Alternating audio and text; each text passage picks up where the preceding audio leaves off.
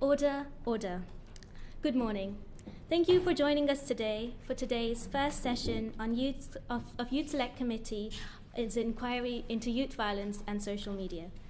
Yesterday, we heard from ministers, youth violence and tech experts, and organizations working with young people about the links between youth violence and social media. This session is to look at how youth violence, as well as violent content spreading online, can be prevented. Can I start by asking the panel to introduce yourselves and telling us a bit about your organization? Can we start off with Ruth, please? Hi, so I'm Ruth Halkon. I'm a researcher at the Police Foundation, and our role is to produce evidence-based research to improve policing for the benefit of the public and influence policy and policing practice as well. Thank you. Ciaran Thapar, I work at the Youth Endowment Fund. I'm the Director of Public Affairs and Communications. But prior to that, I've been a youth worker for 10 years in South London, and I'm an author of a book called Cut Short. Thank you so much for those introductions. Ciaran, my first question is for you. Based on your work and experiences, what is your assessment of youth violence trends within the UK? Sure. I'm going to refer to my phone. I'm not on social media. I'm firmly in my notes, so forgive me. So generally speaking, over the last 10 years, so if not before then, 2012, 2013, most indicators of youth violence have been rising, and that kind of was very pronounced across the years up until the pandemic. And then ever since the pandemic, most indicators have sort of leveled off or hovered around a relative high. So you can sort of zoom out and say that the problem of violence affecting children and young people has broadly risen quite steeply over the last decade to kind of unprecedented levels in this country. I think there are important nuances. Firstly, that the last 2 or 3 years in particular has been kind of hovering, and that there's certain trends that you could argue are dropping slightly and others that are rising slightly, so that it's kind of hovering at that high. And then if you use kind of in a bit more of a focused sense, with the Youth Endowment Fund has analysed over the last few weeks, we've released a report called the Children Vulnerability and Violence Report, which is the biggest survey of teenagers ever completed in terms of their experiences of violence, and that's thrown up quite a lot of trends that young people are experiencing, which I can talk about in a second. But the overall trends are that kind of broad thing that I just explained. Thank you. Do you have anything to add to that, Ruth? Only that it matters with our research and the research out there that youth violence is not as bad as it was 20 or 30 years ago, but there have definitely been a rise in the past 10 years, and things are levelling off, but we don't know how that trend will continue, and definitely it's still a pretty serious issue. Ciaran, you referred to that report. So from that report and your observations and your kind of expertise and experiences, what groups of young people are most at risk of engaging in youth violence and exposed to serious violent content online? And why do you think this is? So there are some groups that... So 20% of teenage children have been a victim of some sort of violence over the last year, and 16% have perpetrated violence. So roughly 1 in 5 are directly impacted by violence. And within that cohort, you've got certain characteristics that make them far more likely to be both perpetrator and victim, which are kind of quite predictable. We would probably say they're quite common sense, but although the solutions often don't reflect that common sense. So, for example, children with special educational needs, those that are persistently absent from school, those who persistently go missing, those who already have a social worker, and those that self-identify as being in a gang. These types of things, like it's not 20, around 20%, it kind of goes up to 30, 40, 50, 60%. With regards to social media, the 70% of teenagers have been exposed to some sort of violent content on social media, which I'm guessing isn't that surprising to all of you guys. And it also isn't surprising from a youth work perspective. I mean, it was completely normalised when I was engaging with young people regularly on the ground, in prisons and in schools, the kind of interwoven nature of social media in almost all provocations that ended up playing out. So even that 70% number to me is quite surprisingly low, to be honest, but that's what we found most recently.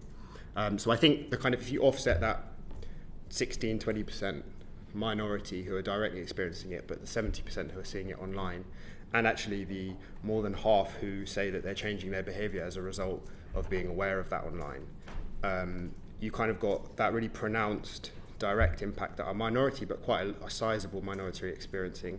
And then you've got the broad spectrum of the population of teenagers who are at least aware of it and seeing it on a daily basis. So I think that speaks to what is happening now, which maybe didn't exist 10 years ago. Like, social media is more embedded in our lives, and it is pushing it into our lives more, and young people are obviously experiencing that.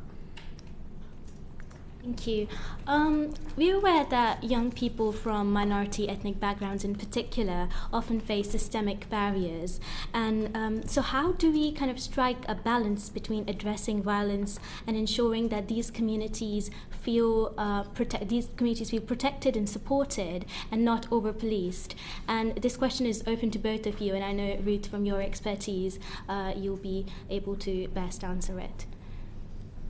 So in terms of, as you said, lots of minority communities feel over-policed and underprotected, that they feel often targeted by Stop and Search and other initiatives which are designed, the police see it as a way of controlling crime, tackling knife crime, but often the levels of Stop and Search don't actually tally with the figures on the ground in terms of the crime statistics. And so there is definitely targeting of young people, especially young people, so minority groups in areas where there's gaps between the rich and the poor. There's that general disproportionality is there. And a lot of that, and that's exacerbated with things like Section 60, where basically you don't need to have grounds for carrying out your search, especially with Stop and Searches. And so there's been quite extensive research on that I've done, the Youth Endowment Fund have done. And a lot of that is down to the way police officers themselves are trained, the models they see and what they're exposed to. And often they're not realising that the profound effect that Stop and Search can have on young people. So they see it as a tool in their arsenal, as something that's useful. Often they don't have that intellectual leap to realise, okay, this is violating to someone, this is infringing their liberty, their ability to enjoy their day-to-day life. And for a small minority of young people, they're not just stopped once, they're stopped 2, 3, 4, 5 times. So it's that constant violation that affects them and their families, and affects confidence in police and the police's ability to do their job effectively. Because we police by consent in this country, and without that consent, the social contract breaks down. Thank you. Ciaran, do you have anything to add to that? Yeah, the report that we released this week was from the CVV data. The survey I talked about of 10,000 teenagers across the country revealed that more than half of young people, so a majority of young people, support Stop and Search and support police generally, have a favourable opinion about police. But there are differential opinions as you obviously spread across different ethnic groups. And that's not a surprise. But nonetheless, a majority still do support the police and Stop and Search, which was interesting to me because I think sometimes when we're thinking about this issue, it's easy to assume a lot of people are automatically just against all policing powers and Stop and Search, but actually not only do opinions of young people reflect that there needs to be quite a nuanced way of looking at this problem across the country, whilst also recognising there are obvious issues of over-policing in certain communities. I think there's also other things to note with this. So aside from Stop and Search, there's issues with racial disproportionality in terms of how young people experience violence across the board, from youth justice to access to therapy to even the specifics of how initiatives or protocols like Outcome 22 within policing functions. So that's the thing that where a young person is arrested and they're often a diversionary route, and often it's it's been research has shown that they if they don't that black children are less likely to admit guilt, but admitting guilt is what often allows you to access the outcome 22. So there are these like really tiny little things within the systems that we can alter, as well as the broader access to therapy and making efforts to reduce exclusions in school that disproportionately affect Black Caribbean children, for example. So I think it's within policing, but it's also across the board. These disproportionalities can be tackled. Thank you for your insights. We'll now go to Ciaran for the next question. Yeah, you both just mentioned about kind of how young people feel a bit like they feel uncomfortable with the police due to like disproportionality, and how they feel like stop and search can feel like a violation and they have resistance to police powers. So how do you feel, how can we make young people feel more comfortable with the police, even with the unconscious bias that the police may have or general society could have? And if could Ruth start first? Of course. So I can speak from experience for this. Before I joined the Police Foundation, I was an officer in the Met.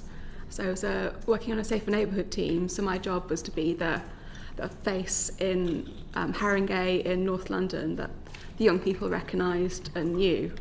And so a lot of what I did was actually going out and going into schools, into a youth club, and basically explaining why we were doing stop and search in the area, and helping young people understand what the processes were, what their rights were. So that we had issues with knife crime and drugs in a particular area. So we obviously did the operations, but we sort of coupled that with this education raising piece to basically so that young people know what they can expect, what the law says that the police officers should tell them, and what to do if the police officers, for whatever reason, don't follow the procedure. And I think it's that empowerment, that education raising, that explanation, that transparency, and that would really help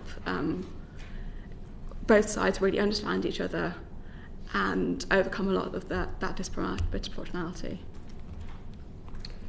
I can quickly, I don't have the policing expertise that Ruth does, but I've worked with lots of young people in London who are like working with police on like, advising them on stop and search practice, but like the research shows that actually across the country, not like police don't get trained on stop and search and the nuance and the necessary sensitivities around that nearly as much as they should do.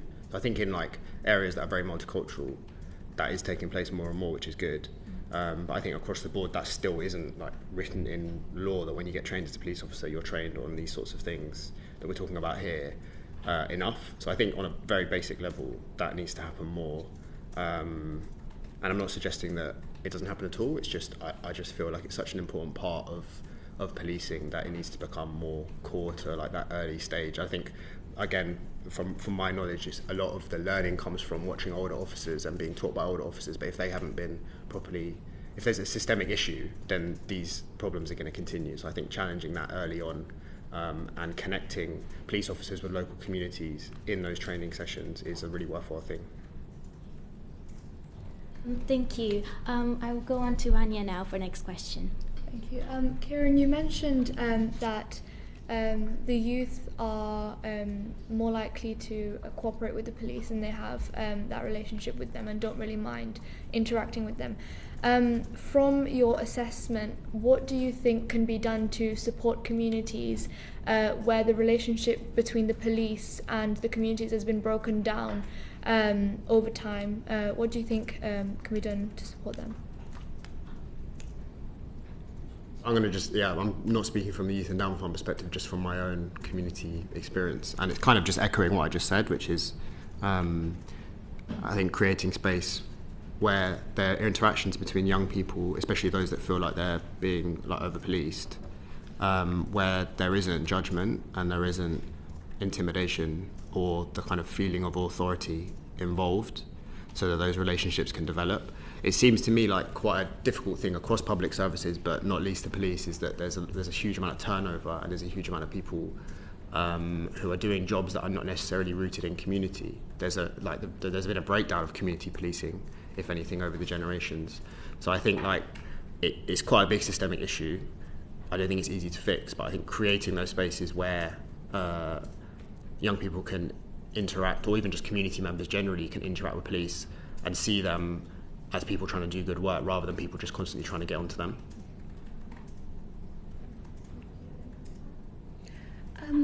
Yes, I very much agree with all you've said. And I think another issue you can address is generally the fact that the police still don't look like the communities they serve, and so there's still disproportionate number of white officers compared to the communities they serve, and it will take a long time to actually get parity. So we did some research a couple of years ago on the Street Review of Policing in England and Wales, and we showed it would take decades at current rates for, even in London, for the policing to look like the community it serves. So some work really needs to be done on that. It needs to reach critical mass, and that would, I think, solve some of the issues. And I think also there's hope, though, in Home Secretary's recent announcement that she will prioritise neighbourhood policing. I think doing that would change a lot. Neighbourhood policing needs to be seen as a specialism, not as a stepping stone, something that people can build a career in and stay in, and worth doing and prioritised, and not as happened historically, the thing that gets cut when budgets get tight. And I think that's beginning to change, and so we're hopeful that that will produce some positive results. Thank you. Moving on, Manel will now ask the next question. Thank you. So it's directed at Ciaran, but then Ruth, you're welcome to jump in after. As you've sort of discussed, our inquiry revolves around young people's exposure to violent content on social media, but we're also looking into how that links to feelings of unsafety and incidents of real-life youth violence. What is your assessment of this, and have you got any evidence to back this up? Yeah, so just speaking generally, like I said, I think over the last 10, 15 years, because of the increasing prevalence of social media, I think all humans, regardless of how young or old they are probably more exposed to like the emotional triggers that this technology is like planting in our lives. So that's just like a wider context. So I think that's important to acknowledge. But specifically, I think that there are some important statistics that like our report over the last few weeks has shown us. 80% of those who saw weapons on social media said that it makes them feel less safe in the local area. 80%. 75% saw their local areas as more dangerous as a result of seeing weapons online. So even if you can't measure from that whether it's actually making someone go out and do something, it certainly reflects a feeling amongst young people, and it's not just 30 or 40%. It's like an overwhelming majority that there is a actual you feel fear about your geography that you're actually living in. So your experience of stepping outside your home and interacting with people is obviously going to be different just from purely seeing these images online. So I think that's really worth acknowledging and just engaging with on a very serious level. 65% of young people say they are less likely to go out as a result of seeing weapons online. 52% say that they're less likely to use social media as well, which might be a wise thing actually that we conclude from all of this. And some of these impacts could put them at greater risks. 58% think it normalises weapons carrying, and maybe one of the most worrying things, 39% say it makes them more likely to carry a weapon themselves.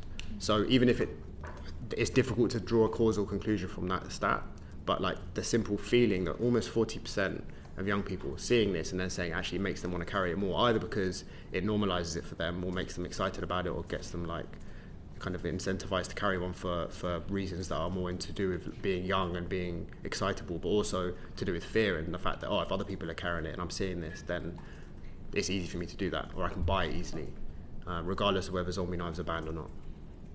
Ruth, is there anything you'd like to add? If not, that's all right.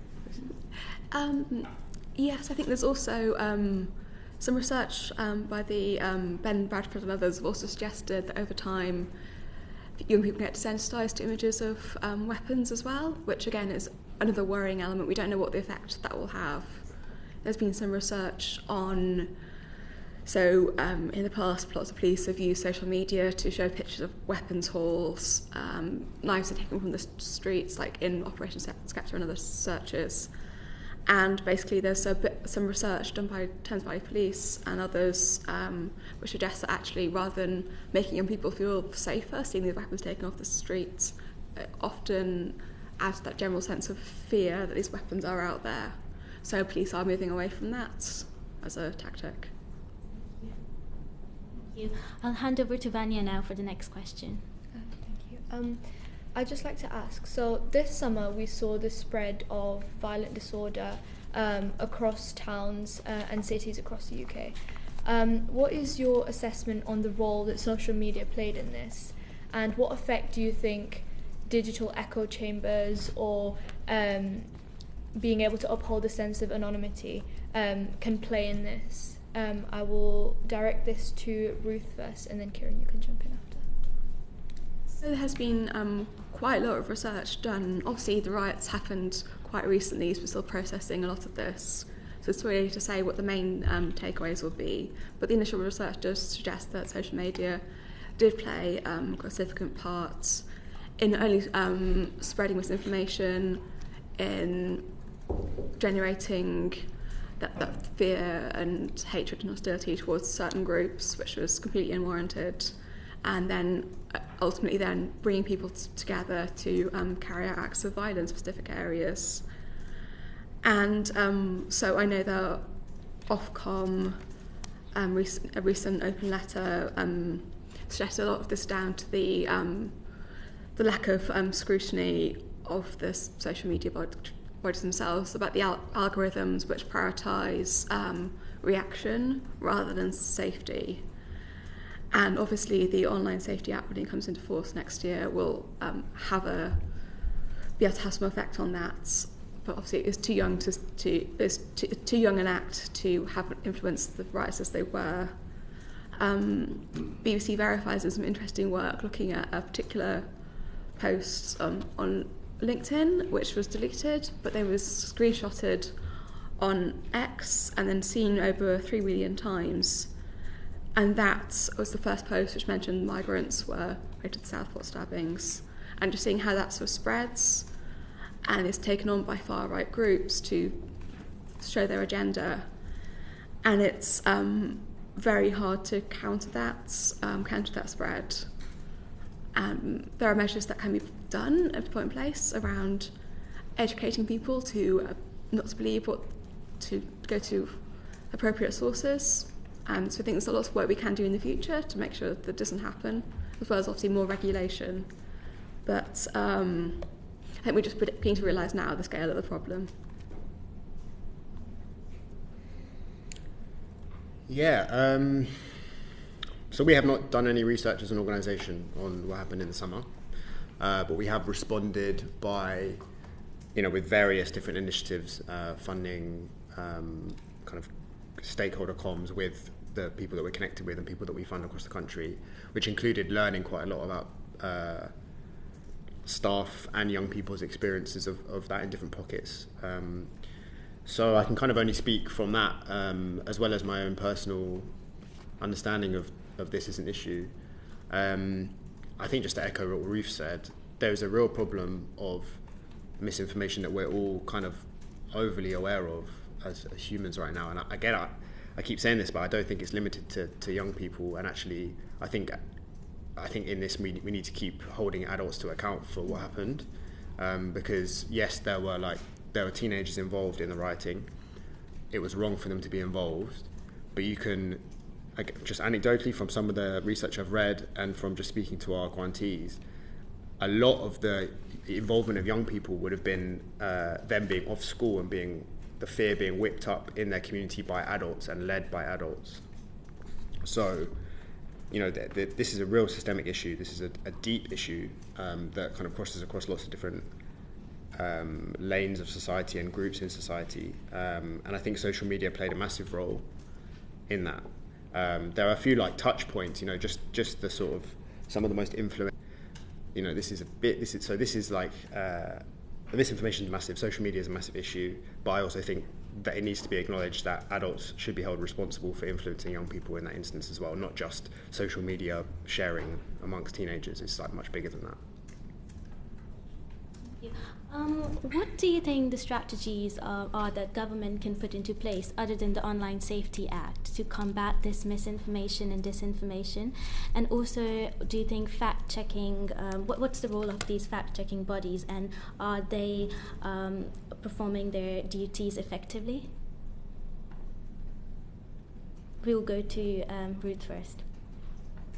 So I think a lot can be done around education in schools, and indeed education of parents as well in other ways, getting them to check, to understand, think, is this a reputable source? Can I trust this? Who else is saying this?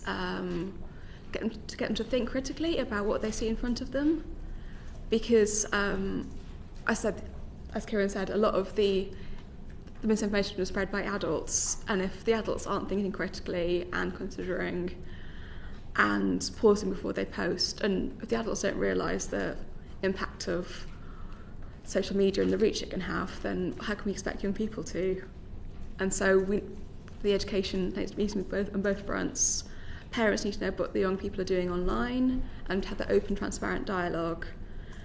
And I think rather than going for an approach in Australia, which is about banning social media use for under 16s, which would be difficult to enforce, I think we need to have... So I came across some research which actually looked at comparing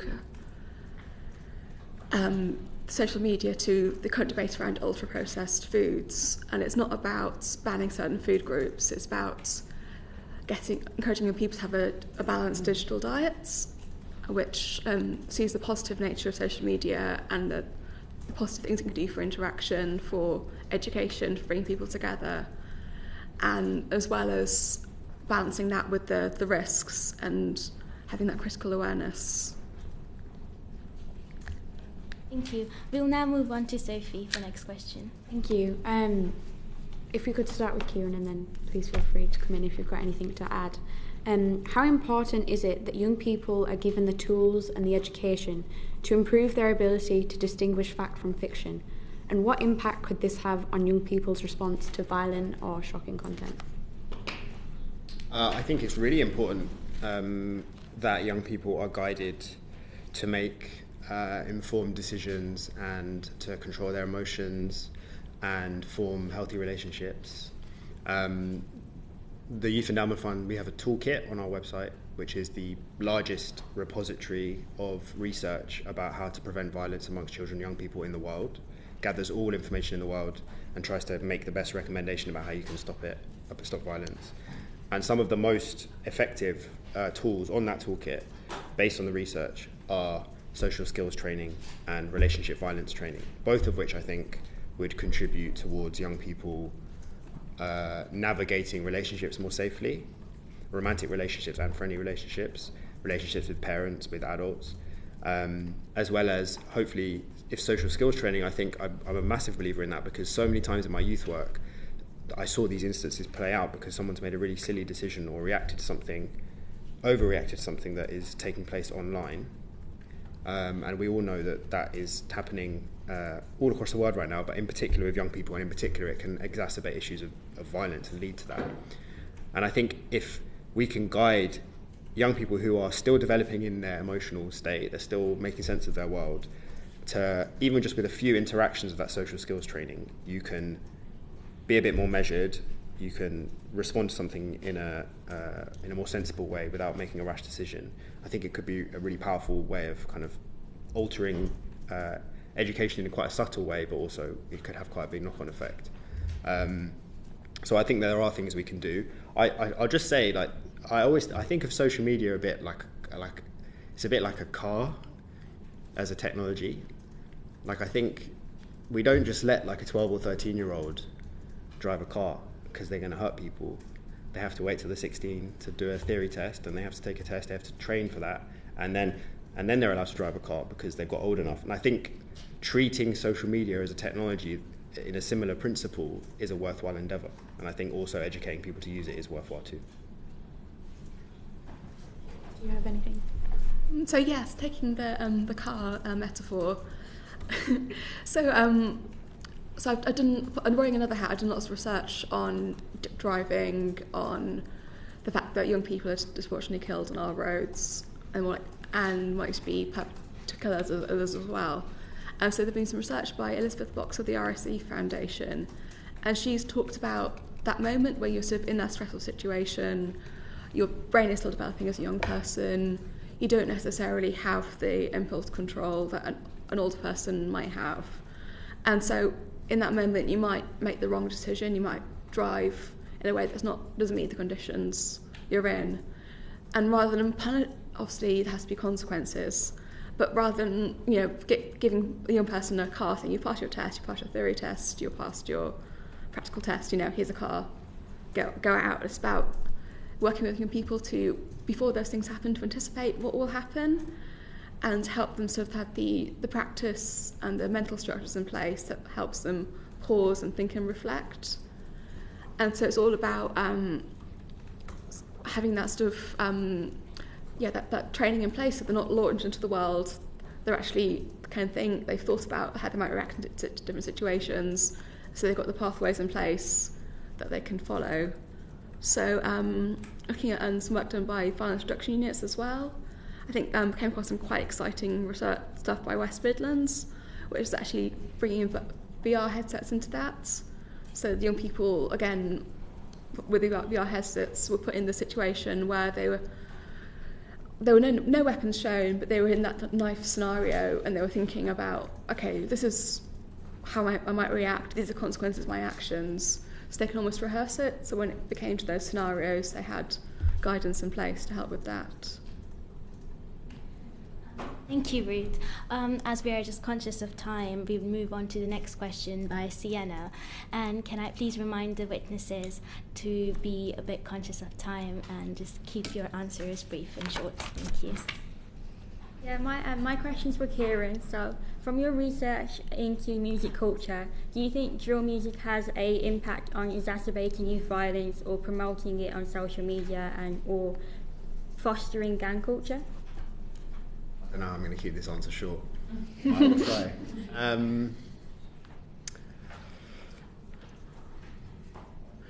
I think that music culture is driven by technological change, and I think the technological change is at the root of the problem when it comes to violent content online, and that includes when it appears in lyrics or in videos, whether it involves direct provocations against other people or just normalizing certain types of behaviors like knife carrying or gun carrying or misogyny. I think I've written a lot about and done a lot of research into this, and always come to the same conclusion which I just described. That doesn't let it off the hook. I think also there should have probably been, and that includes with myself, more holding those to account who have large social media followings for the types of things that they're putting out.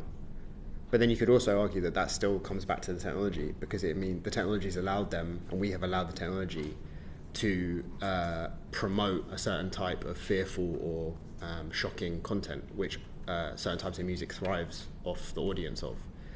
So it's a bit of a fence-sitting observation, but I think when people get frustrated with the music, I can completely understand it, and it is in many cases too much.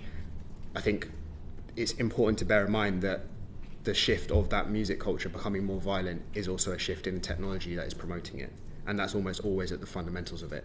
And it's also really important to remember in this that a lot of the people making the most extreme types of this music are those who are unable to express that trauma that they've experienced or they've grown up around in any other medium, and that includes in a context of austerity where the opportunities for them to express themselves have been gutted out.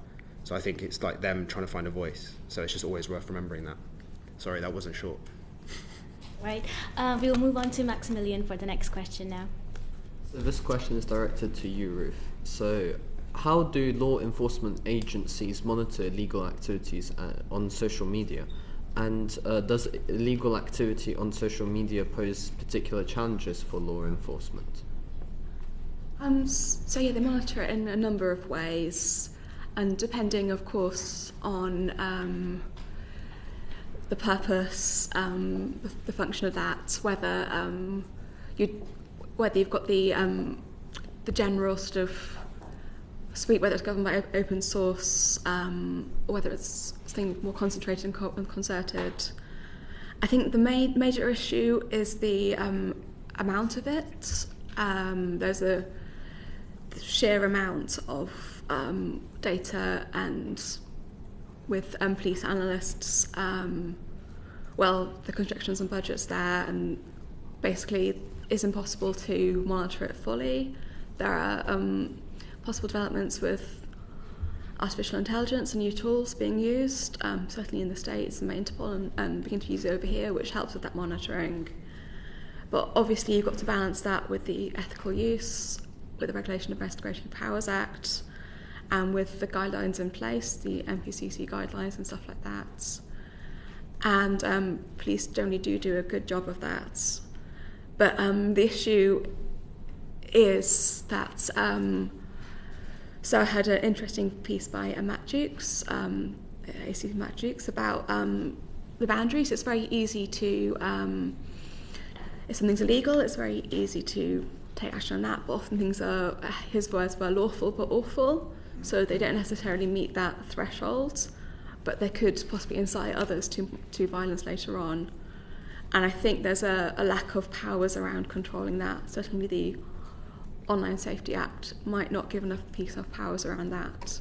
So it's whether we need to look again at that after the riots in the summer and see if we can do more to keep young people safe. Our next question will be from Manya, and I think it very closely relates to what you've just mentioned about Online Safety Act. So building on that, earlier we heard that 39% of young people had reported that seeing weapons online had made them more likely to carry one, and that's a very worrying statistic, clearly. So how effective is the guidance that's being given to law enforcement agencies regarding illegal behaviour on social media? Effective in terms of deterring knife carrying, or? Yeah, very general.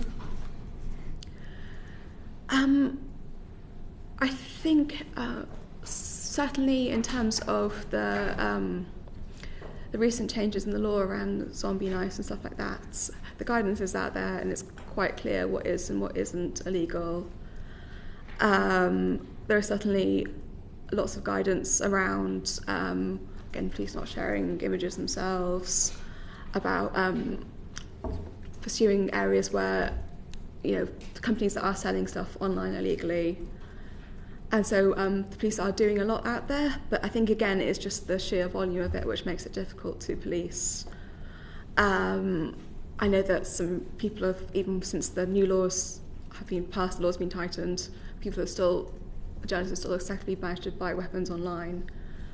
And it's very hard for things like end-to-end encryption and apps like Telegram to actually regulate that. So the guidance is there, police are doing their best, but it's often hard to put that in practice. The next question will be from Macy.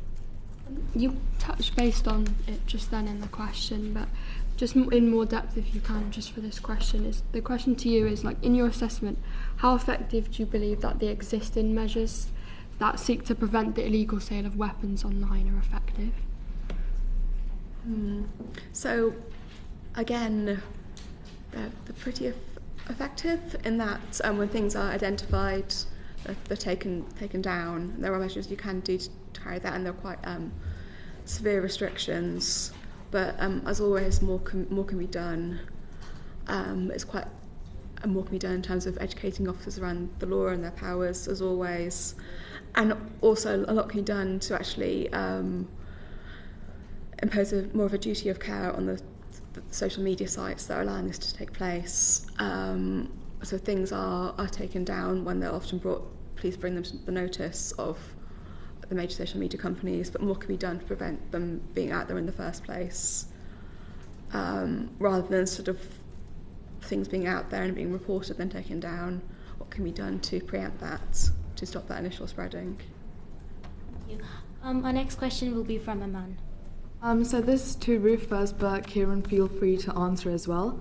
Why is it necessary for UK government to strengthen these laws to ensure that the rules are enforced, and why is enforcement not effective currently? Basically, the laws were strengthened because the makers of knives, stuff like that, were so that, okay, the previous law had banned possessing of knives, but not necessarily in private places, and so that was being tightened up. And these sort of knives were being adapted and changed so that other bits were added to them, so that they were, again, with the recreational drugs, the drugs trade, new formulations were being created which weren't necessarily illegal, but also were having serious effects. So what the law has done is that to close that loophole, which means that you can't buy and own and have at home some of these really dangerous, horrible knives that are causing such damage. And so it's too early to say whether that current change in law, whether Ronan's law has been just brought in, will effectively close that loophole. Because, prior to that, people were just buying knives online, zombie knives online, and with very little regulation, very little checks of ID, and just using them. And so hopefully the new law will have some effect. Ciaran, do you have anything to add to that? I just think it's worth saying that the vast majority of homicides involving a knife are committed with kitchen knives. And the it's not going to make a dent in anything. I think it's worthwhile as an endeavour culturally to set a precedent, but I think if we expect that to even get a 0.1% near to halving knife crime over the next decade, then it's a bit delusional. So I think a lot of airtime has been taken up with this law because it is important, but it's not important in the context of tackling violence on a wide basis, I think. Yeah. So as you said, it's all very well having the knife amnesties and stuff like that, but you need to have the education as well. You need to address the reasons why young people are carrying the knives, and that will produce the real changes. Because people might hand in a knife and then get another one from their kitchen. So. Thank you for those insights. I'd like to invite Samir to ask next question now. So following on from that and sticking with knife crime just for a minute.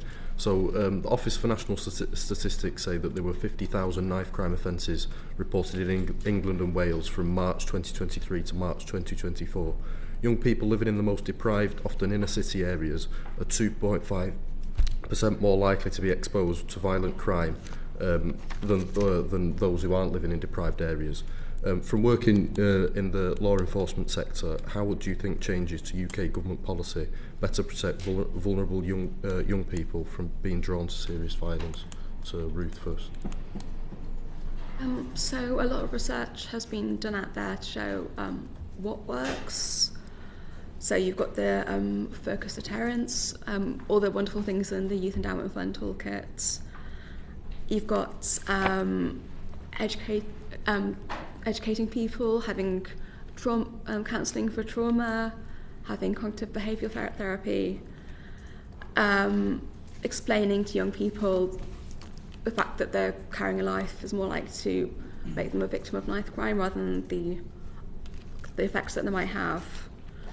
And I think a lot more needs to be done to rather than, lots of talked about, locking at people with knives, and that's not necessarily the answer. Obviously, you need to have the sanctions in place.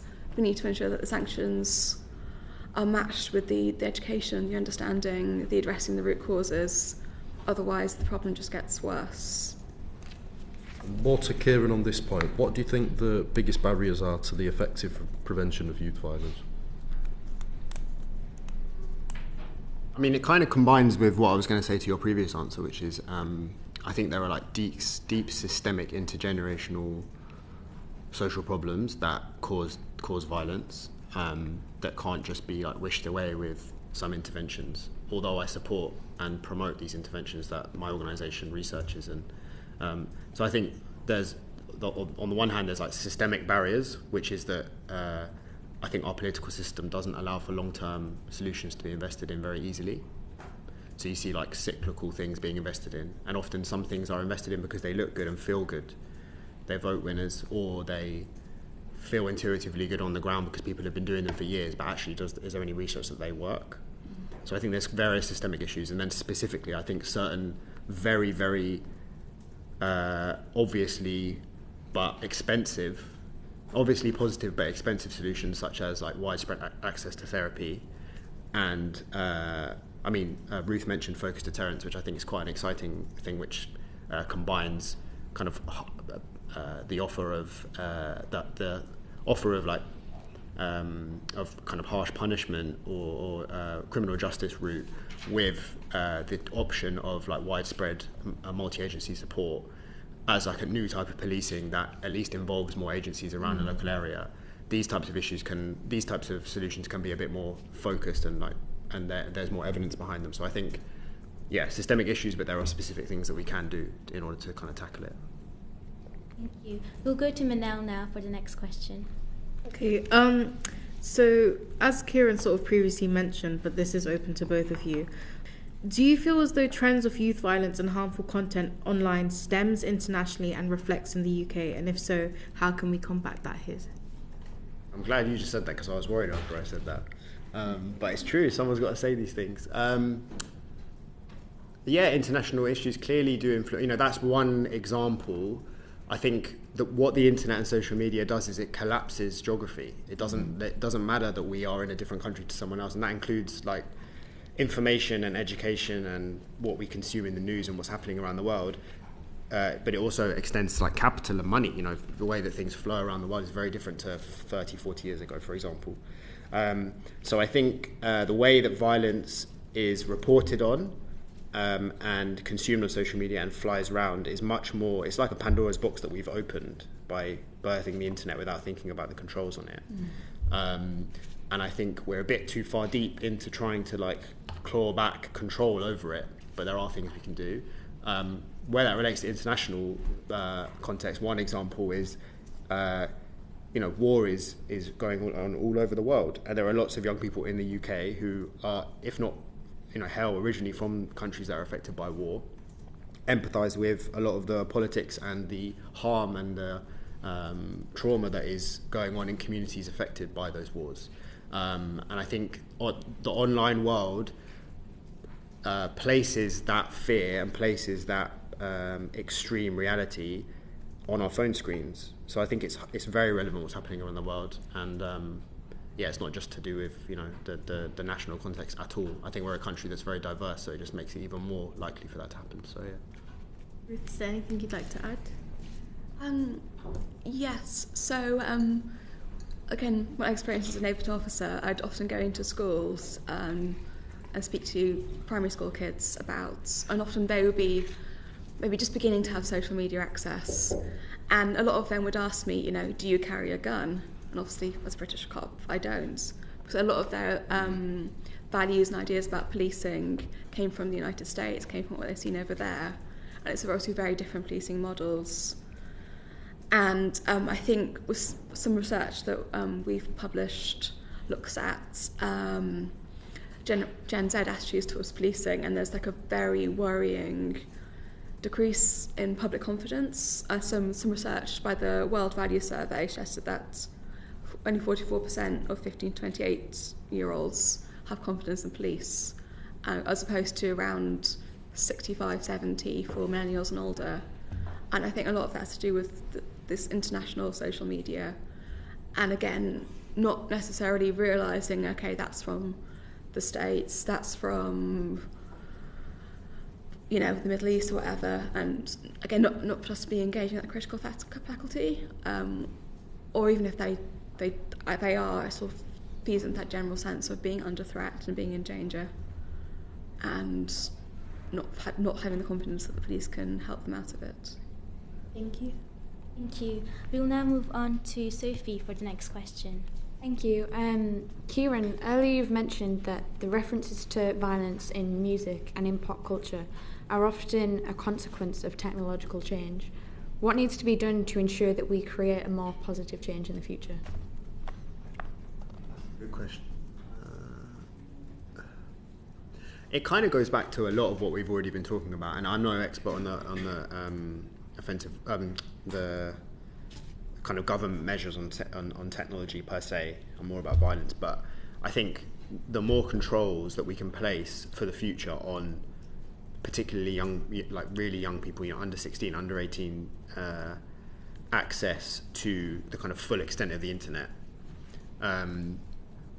Because I think that then seeps into the music studio, which is kind of what I was saying. Like someone might have experienced something, but they might have also just heard something, or they might be seeing it online, getting traction.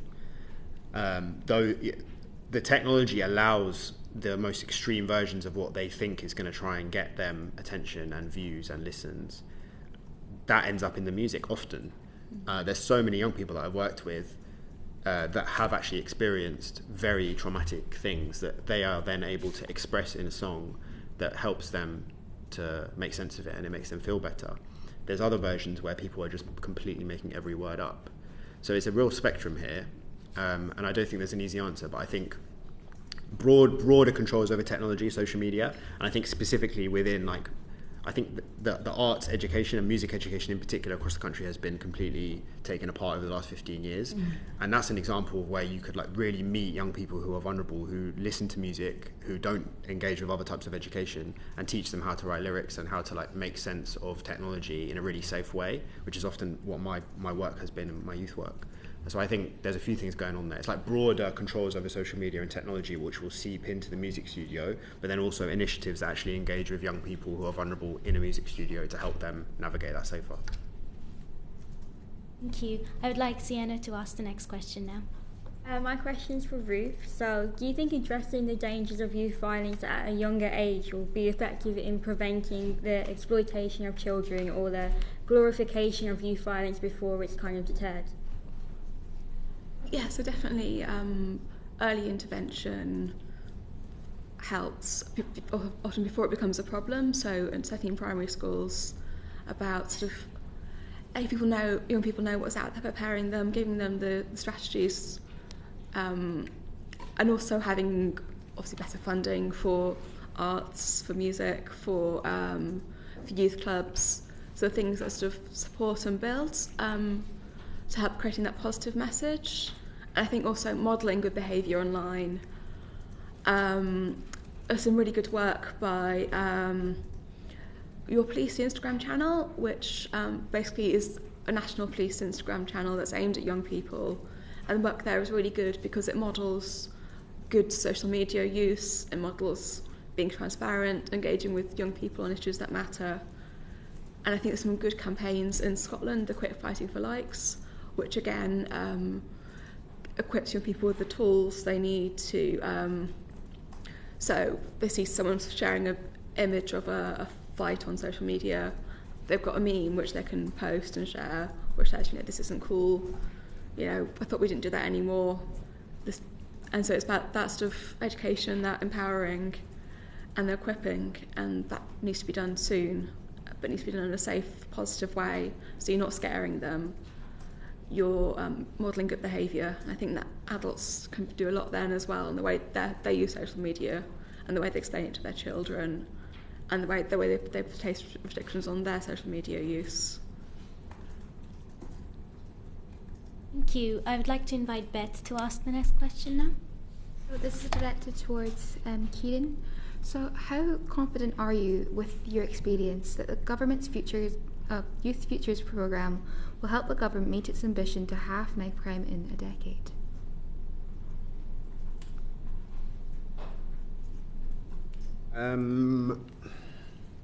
So I think it's a step in the right direction, and I think Labour announcing it, at the moment it seems still a bit unclear what it's going to actually in reality involve. So I'm speaking a bit hypothetically, but two components of it, both of which the Youth Endowment Fund are kind of playing into, is the idea of having youth hubs, and then the idea of having prevention partnerships. So youth hubs having like places where young people can go to get mental health support, that bring together multi-agency work. I think like the fact that takes the logic of a youth club and tries to like ramp it up and involve evidence-based interventions, I think that's really good.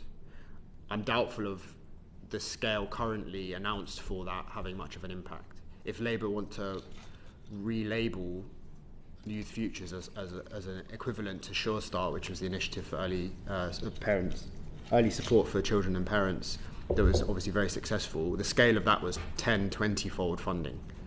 So I think the idea of having youth hubs is great, but there needs to be like a genuine rollout of them across the country, and like especially in dense areas. And the second thing, prevention partnerships is a very positive thing that we're trying to lean towards solving the lack of cooperation between different parts of the government and different services in the local area. So I think it's a really good right step in the right direction. We're continuing to influence it, and hopefully it will be successful. I think halving knife crime in a decade is very challenging though. So I don't know about that, but it's a step in the right direction. Ruth, do you have anything to add? Only that we've got more than a decade of austerity to undo, and so again it's the right thing, but it'll take a long time and a lot of funding to try and reverse those cuts, and for that as well as for policing. And I'm hopeful, but there's a long way to go. Vanya will now ask the next question. This is open to both of you. How do you think the new government's approach towards this topic differs from the previous government? We'll start with Ciaran. My assessment of the previous government was that when violence affecting children and young people spiked in the news, there would be a response from the government with often punitive rhetoric, and also actually them feeding into practical policy, and obviously that going hand in hand with the reality that everyone knew that they were cutting and cutting and cutting and cutting. It was quite like a bleak response, I think, which is why one of the reasons why we're in the situation we're in now. I think the current government has differed in there's Lisa Nandy's Secretary of State for Culture, constantly talking about the need for youth services and needing to invest properly in youth services, and speaks at least a good game of recognising the kind of all-round need for properly investing in trying to prevent violence amongst young people, rather than this idea that you just need to lock people up and punish them. So I think rhetorically it's very different. I think the budget showed willingness to invest in services like education more, and in the youth sector also shows a practical difference as well. I just don't know how much is going to be possible when it does seem like it is a slight continuation of low public spending. So I think it's different, rhetorically very different. I think practically it's different, but it's maybe not different enough in my opinion. And Ruth, do you have anything? Only that there's been some quite exciting developments in terms of changing in policing policy, again the funding neighbourhood policing, and also talking about more national coordination for policing, with the Home Secretary announced recently, which I think will overcome a lot of the issues, sort of the wastage which comes from doing things 43 different times. And so I think, the focus is there. But I think there should be more boldness in terms of looking at outcomes that don't involve the criminal justice sector, about diversion for first offences, rather than instantly criminalising young people. And I think a lot's been done there, but more can be done to actually normalise that and to sort of empower police chiefs to see that as an option, because the research just show that it works. Thank you. From our discussions yesterday with various witnesses and from our discussions today, we've seen that the concept of fear comes up a lot. And so what do you think is the impact on young people of this fear, and how can we reassure young people to not be afraid, and how can we educate them? I'll go to Ciaran first. That's a big question.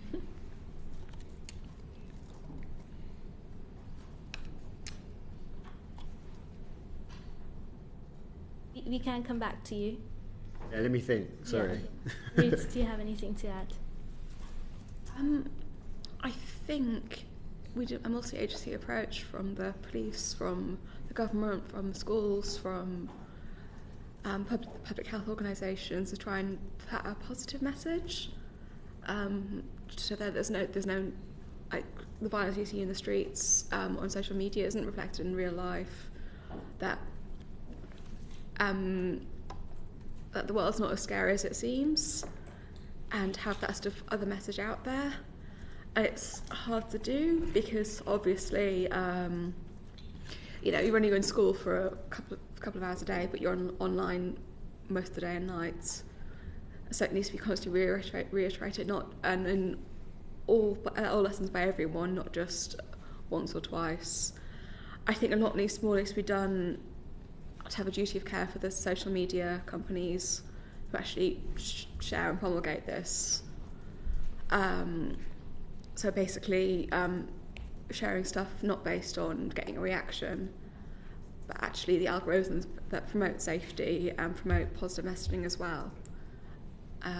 But whether that will happen, I don't know. Thank you. Ciaran?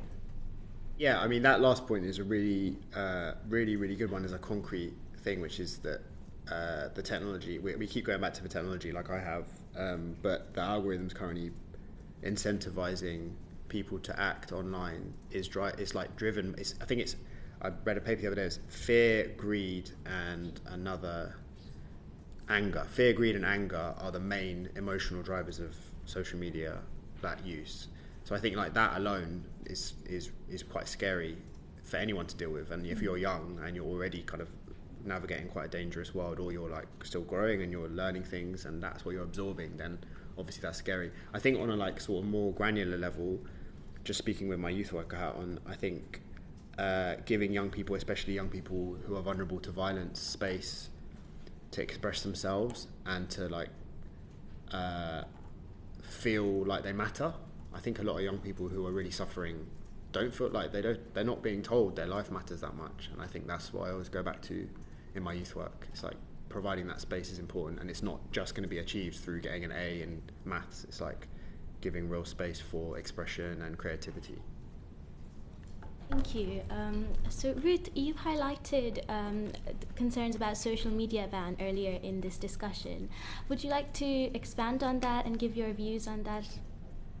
So of course, very recently Australia passed a law sort of banning social media use for under 16s, and there's lots of uncertainty about whether that was the right thing to do. So many academics in Australia have expressed reservations that, how could this be enforced? Because they tried similar things in France for under 15s, and basically lots of young people were just going on VPNs and finding ways to circumvent it. So, and often parents were facilitating that. It's hard when people have lived their lives online to suddenly sort of take that away. Certainly,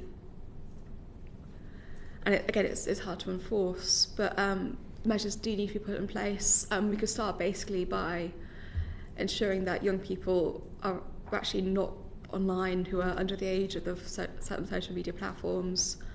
I think a lot of platforms have these normal ages, but then they're not enforced, and so young people are giving fake ages, or they're signing up using parents' accounts. Parents aren't necessarily realising the dangers of that. So get that right first, and then see how the landscape looks, and then enforcement and banning could be an option, maybe, but I think there are things we can look at first before we get that far. Ciaran, we would really like to hear from you about this topic too, if you've got any views. Yeah, I'm just going to kind of go back to my car metaphor. I kind of stand by the idea that that social media and the internet is so powerful, and we haven't really appreciated how powerful it is until the last few years in terms of its impact on our mental health and our well-being as humans and people interacting and trying to build societies and whatever. So I don't know, I agree with Ruth actually that immediately just banning it is probably and doing that without careful thought about the implications is definitely. I think there needs to be care put into the idea that you would ban it for, say, under 16s. But I think it is possible, and I think it would be a long-term vision to do that. It would, it'd create a generation in the future that wouldn't be so reliant upon or kind of toxically engaging with social media as a technology. So I'm kind of supportive of it. But I think it would need to be rolled out quite steadily. I think the fact that it's happening around the world, these conversations are taking place, is worthwhile. As a starting point, schools, it's not universally banned in schools, social media and phones. So even as a starting point, there are certain spaces that I think we can start to build outwards from. Thank you. Lastly, I would just like to ask both of you that what is one thing that you would suggest we recommend to the UK government in our report on this topic? I will start off from Ruth. So I think the one thing I would recommend is actually bringing young people into the debates, speaking to young people about their experiences of social media and how they feel, and ensuring that any decisions the government takes has their voice captured and their experience, and any sort of policing on that also has that youth voice captured, so that we can work together on solutions rather than having any opposition. Ciaran? I support that definitely, but the fact that you guys are suggesting things is youth voice, isn't it? So that's good. I think access to therapy for me is if I have to pick one concrete thing, the lack of access to therapy, the unequal access to therapy, that in particular young people who are most at risk of violence, it is a life-saving tool. It's something that so many more people should have access to, and I think there's a lot of evidence to suggest that it has an impact on reducing violence. So I also suspect that the knock-on effect will be to navigate social media more safely anyway. So, yeah. Thank you so much. That concludes our session, and thank you so much for your insights. They were extremely valuable, and they will shape our report that we will be presenting to the UK government. Order.